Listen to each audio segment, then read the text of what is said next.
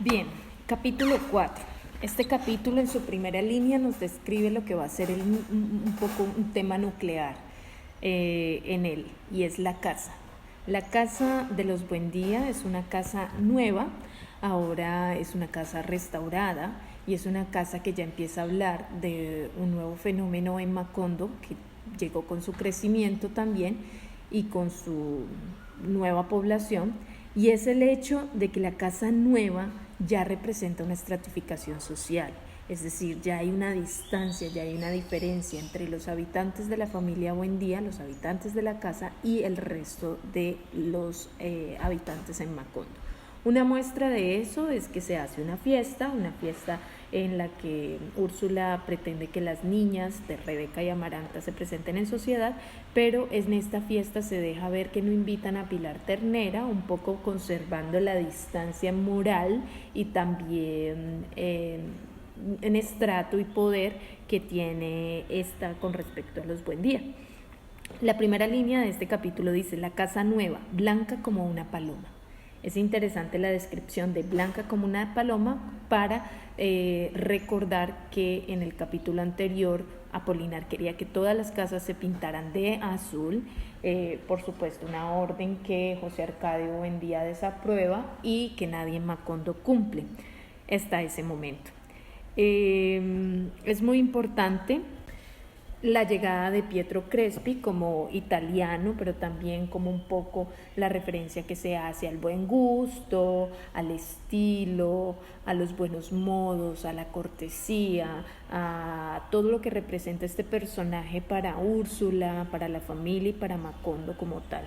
Con Pietro llega la pianola, y la pianola pues por supuesto no solo va a dinamizar la fiesta y no solo va a sorprender a los invitados, sino que se va a volver un motivo más de obsesión para el patriarca. Aclarado el punto de las clases sociales, también podemos hablar de unos escenarios distintos a la casa que se hacen importantes en Macondo. Por ejemplo, el prostíbulo, la tienda de Catarino. A través de la tienda de Catarino se nos habla de una niña que había sido prostituida por su abuela.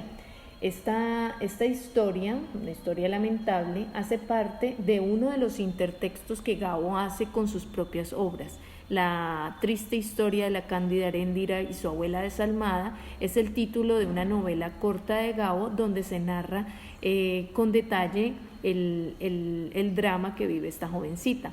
Es prostituida por su abuela, es obligada a prostituirse por muchos años para pagar supuestamente una deuda que ella contrajo por haberle incendiado accidentalmente su casa, pero realmente es una historia que nos habla de la ambición de esta abuela. Pues no se trataba realmente de reconstruir su casa, sino de simplemente llenar sus bolsillos de monedas y de dinero. En este capítulo pues también se hace importante la muerte de Melquiades, uno porque vimos que había regresado de una primera muerte, aunque esa primera muerte no era otra cosa que un rumor de los mismos gitanos. El rumor justamente se extendió entre los habitantes de Macondo y llegó a oídos de José Arcadio Buendía en el capítulo anterior, pero ya en este momento, cuando Melquiades regresa y se dedica a escribir y a vivir con los Buendía, pues ha ejercido un impacto mucho más positivo sobre José Arcadio y sobre Aureliano, quien ahora también se dedica a la orfebrería y al laboratorio de alquimia.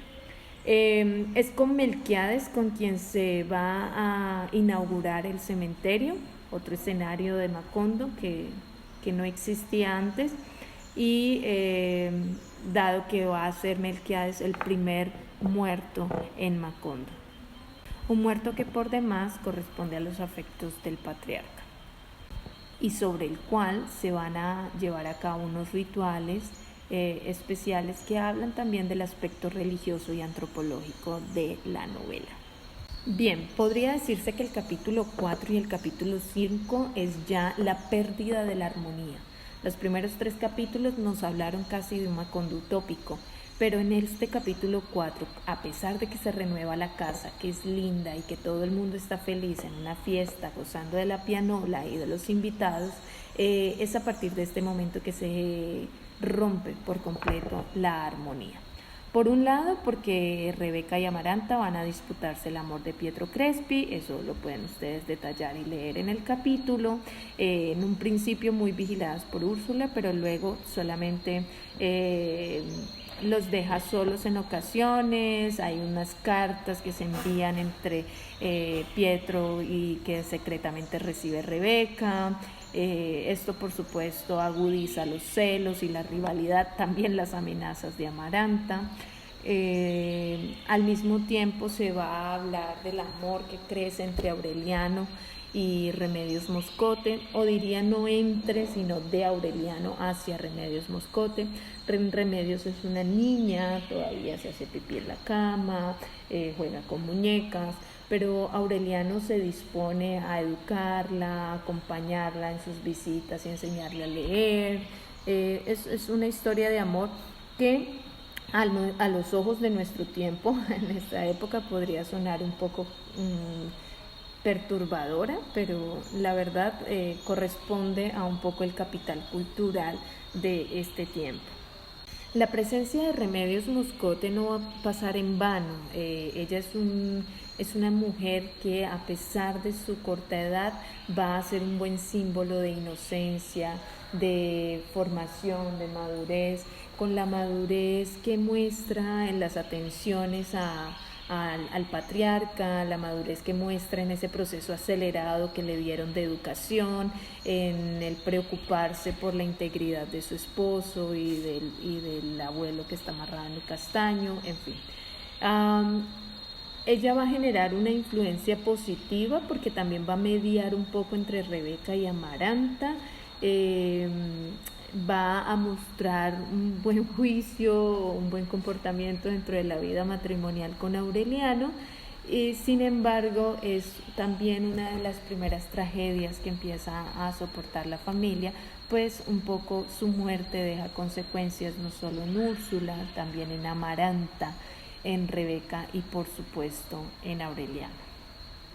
¿Cuáles son esas consecuencias? Pues los invito a que las piensen. ¿Cuáles son las consecuencias que este personaje tan pequeño dejó en estos otros personajes? En Aureliano como esposo, en Rebeca y en Amaranta por su rivalidad, y en Úrsula como ese modelo de mujer que también podía llegar a ser Remedios, o la promesa de ser una mujer compasiva o una mujer que pudiera traer otro tipo de destino a la familia. Con la muerte de Remedios entonces aparece un poco el sentimiento de culpa en Amaranta. Se desarrolla un poco más el personaje de Amaranta, no solo por su rencor hacia Rebeca y los planes que hace para impedir la boda, sino también por el castigo que se va a imprimir más adelante cuando comienza y termina también su relación de noviazgo con Pietro Crespi. Este es un capítulo donde se subraya también la pasión de estos personajes. Todos son personajes no solo obsesivos, sino también muy apasionados. Todos guardan dentro de su cuerpo y de la sangre que le corre por las venas mucha pasión. Aún Rebeca da muestras de ese espíritu impulsivo, apasionado, decidido. Y con la llegada de José Arcadio el Gitano, pues es interesante porque ella se enamora al igual que él a primera vista y sabotean la relación que Rebeca tenía y el compromiso que ya tenía con Pietro Crespi. Para esto me gustaría que tomaran nota de la siguiente cita. En el mismo capítulo hay una conversación, se hace referencia a las palabras en el capítulo 4, a las palabras de Pilar Ternera cuando dice: voy a hablar con la niña y vas a ver que te la sirvo en bandeja de plata. Ese es el momento en el que Pilar Ternera decide intervenir en esa relación de Aureliano Coronel con Remedios, y eso habla también de un poco su relación casi maternal con los hijos de los Buendía.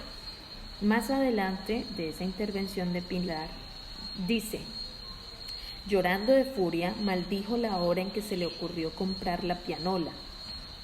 Prohibió las clases de bordado y decretó una especie de luto sin muerto que había de prolongarse hasta que las hijas desistieran de sus esperanzas. Fue inútil la intervención de José Arcadio Buendía, que había rectificado su primera impresión sobre Pietro Crespi y admiraba su habilidad para el manejo de las máquinas musicales.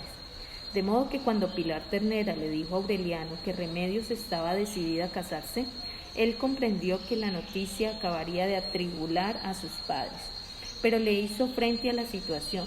Convocados a la sala de visita para una entrevista formal, José Arcadio Buendía y Úrsula escucharon impávidos la declaración de su hijo.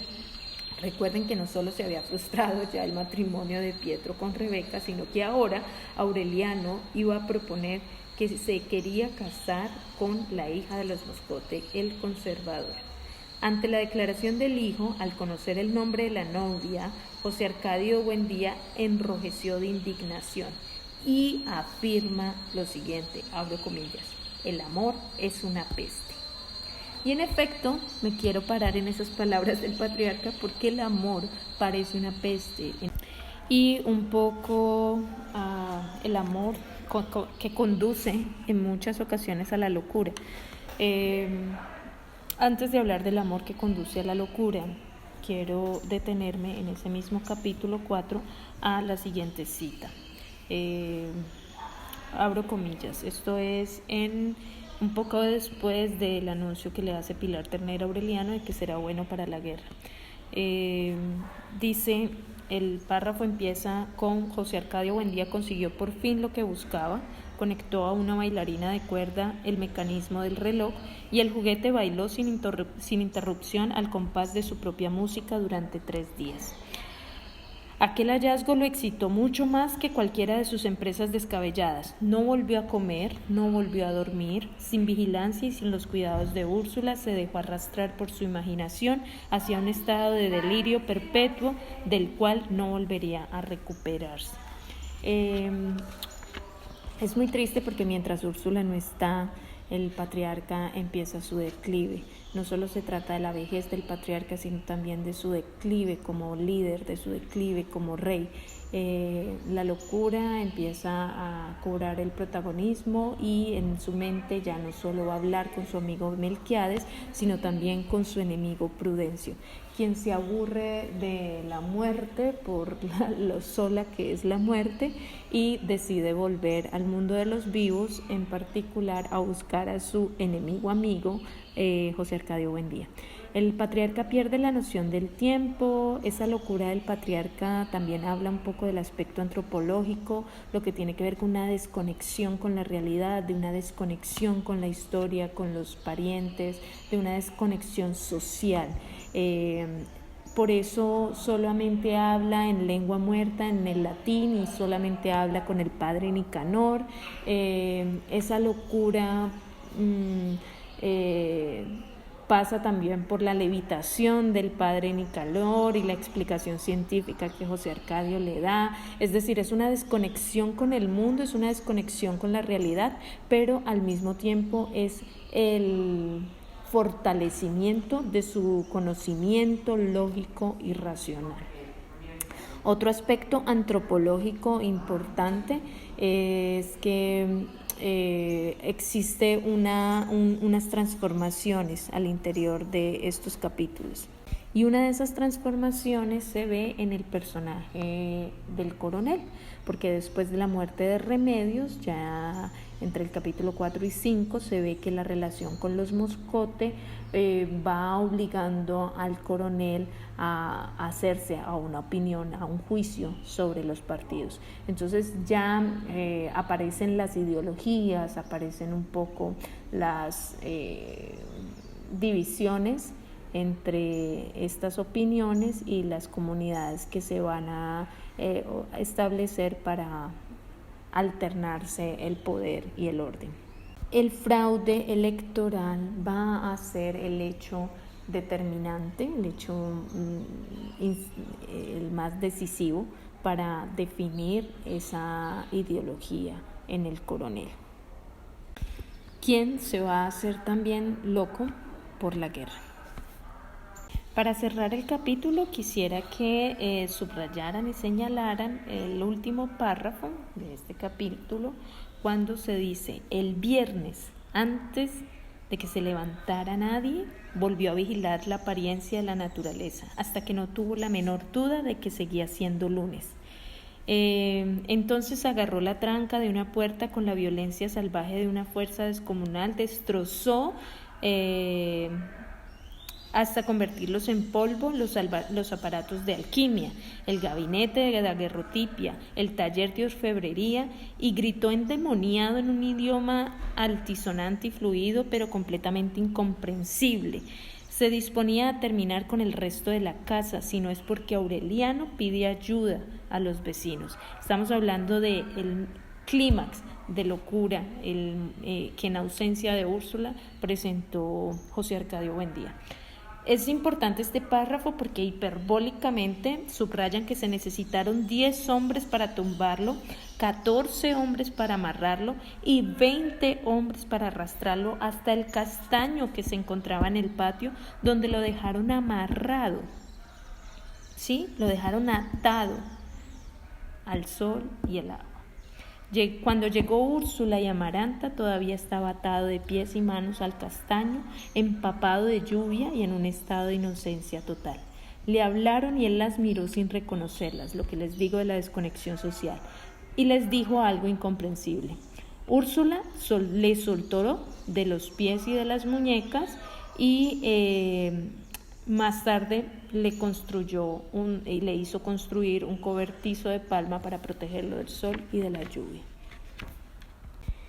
Mientras el liderazgo del patriarca entonces se derrama o se va extinguiendo, van creciendo en Macondo los grupos y las divisiones ideológicas.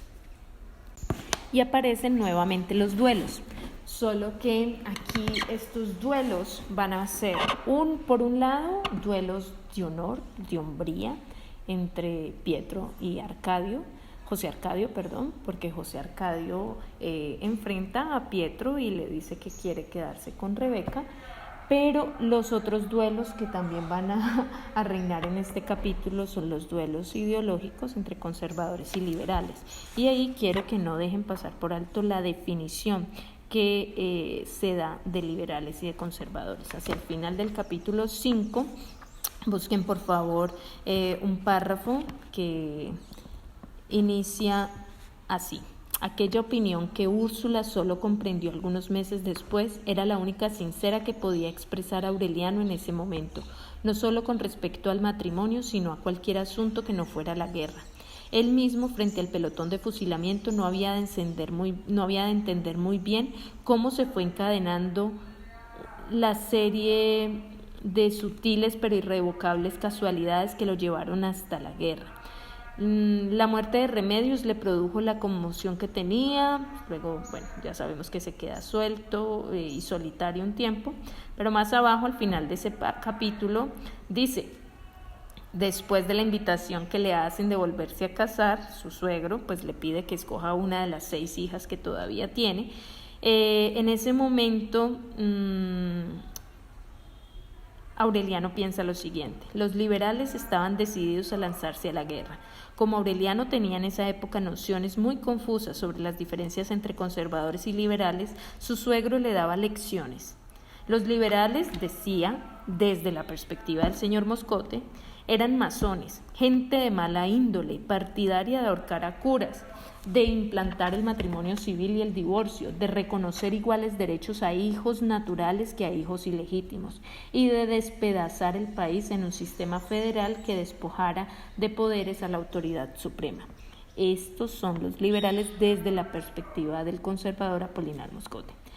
En cambio, cuando define a los conservadores, dice lo siguiente: Los conservadores habían recibido el poder directamente de Dios.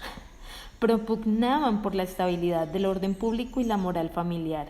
Eran defensores de la fe de Cristo, del principio de autoridad, y no estaban dispuestos a permitir que el país fuera descuartizado en entidades autónomas. Por sentimientos humanitarios, Aureliano simpatizaba con la actitud liberal respecto de los derechos de los hijos naturales, pero de todos modos no entendía cómo se llegaba al extremo de hacer una guerra por cosas que no podían tocarse con las manos. Esta cita necesito que la tengan marcada porque esto habla también de ese pensamiento inicial que el coronel tiene frente a la guerra y su inutilidad. Aparte de ser incomprendida para él, no logra encontrar los fundamentos, le resulta inútil porque no entiende cómo puede llegarse a ese extremo por cosas que no se pueden tocar con las manos. Y por cosas que más adelante él va a constatar no dejan ni valen realmente nada. Hay unas referencias muy interesantes en ese capítulo, incluso a aspectos como la ley seca, las elecciones, la alternancia de las votaciones, los falsos positivos, por ejemplo, sin que el término existiera, aparecen en este capítulo. Un ejemplo puede ser cuando un grupo de mujeres habló con Aureliano para que consiguiera con su suegro la restitución de los cuchillos de la cocina, don Apolinar Moscote le explicó en estricta reserva que los soldados se habían llevado las armas decomisadas como pruebas de que los liberales se estaban preparando para la guerra. Pero eran pruebas falsas, porque realmente esos cuchillos los habían ellos traído de sus casas y los habían pues todos recopilados para llevarlos como evidencia. A él lo alarma el cinismo de esta declaración, no hace ningún comentario, pero esa misma noche en que Gerineldo Márquez y Magnífico Verbar hablaban con otros amigos del incidente de los cuchillos, le preguntaron a Aureliano si él era liberal o conservador, y en ese momento él no vacila y dice: si tengo que ser algo, tendría que ser liberal, porque los conservadores son unos tramposos. Y la identidad del coronel aquí se establece más que como liberal, como un rebelde alguien que de alguna manera está en desacuerdo con el procedimiento con el que los otros están gobernando o están haciendo las cosas. Hay una referencia también más adelante a el cambio de las papeletas, también la aparición de los posibles pájaros, porque una página más adelante dice, cuando se habla del doctor Noguera, dice que el doctor Noguera cerró la ventana con el pretexto de que había mucho sol, pero realmente le explicó en términos simples porque era un deber patriótico asesinar conservadores. Ahí hay unas referencias entonces a estos grupos a estas milicias que poco a poco se fueron consolidando con el hecho de perseguir a conservadores y también a liberales para asesinarlos. Los pájaros es la referencia directa al nombre que se le atribuyó a uno de estos grupos que se dedicaba al asesinato de conservadores. Es importante porque esa referencia al doctor Noguera nos habla también de cómo se usaban unos roles de prestigio, como es el de un doctor, para empezar a, de forma clandestina, consolidar milicias y empezar a agrupar la gente para generar en ellos rebelión. Y cuando de hecho Aureliano escucha de este doctor Noguera la propuesta de liquidar a los funcionarios del régimen con todo y familias, niños, mujeres, esposas y demás, y le escucha decir que van a asesinar a don Apolinar Moscote y a todas sus hijas, el mismo coronel Aureliano Buendía, quien ya se ha reconocido que si tiene que ser algo sería liberal, dice: usted no es liberal ni es nada, le dijo Aureliano sin alterarse. Usted no es más que un matarife. Entonces, encierren por favor eso por la referencia que también se está haciendo ahí. Un matarife no es otra cosa que el nombre masculino que se le atribuye a una persona que tiene por oficio matar o descuartizar un ganado para consumo. O sea, como es que no se puede decir matadero porque matadero es el lugar, pero el matarife es el que simplemente descuartiza y mata el ganado. Una referencia muy frívola, ¿no? Como muy animal, muy bestial para este personaje. Luego aparece una referencia también que ya ustedes conocen, los toques de queda. Entonces había un toque de queda a las 6 de la tarde. En ese toque de queda pues se pretendía con eso mantener el orden para que pues el doctor Noguera y su milicia secreta pues no fuera a realmente asesinar o continuaran asesinando a los conservadores. Cuando capturan al señor Noguera, lo amarran al árbol de la plaza y lo fusilan delante pues de la gente. Eso resulta agudizando, echándole leña al fuego de la guerra, y por esa razón el capítulo se cierra con el señor Apolinar Moscote siendo protegido y pues rescatado, por decirlo así, por Aureliano, quien le dice: usted se queda tranquilo, suegro, el gobierno le garantiza, después de que los liberales han conseguido el poder a través de las armas, le dice: usted se queda tranquilo, el gobierno le garantiza bajo la palabra de honor su seguridad personal y la de su familia. El señor Apolinar, en ese último párrafo de este capítulo, dice: no tuvo dificultades para identificar conspiración, y le exclama a Aureliano: esto es un disparate. Aureliano le contesta: ningún disparate, esto es la guerra. Y no me vuelva a decir, Aurelito, que yo soy ahora el coronel Aureliano Buendía. Y con esto estamos viendo el comienzo de el núcleo 2 en la novela, que es la guerra. La guerra bipartidista, sus características y también sus transformaciones.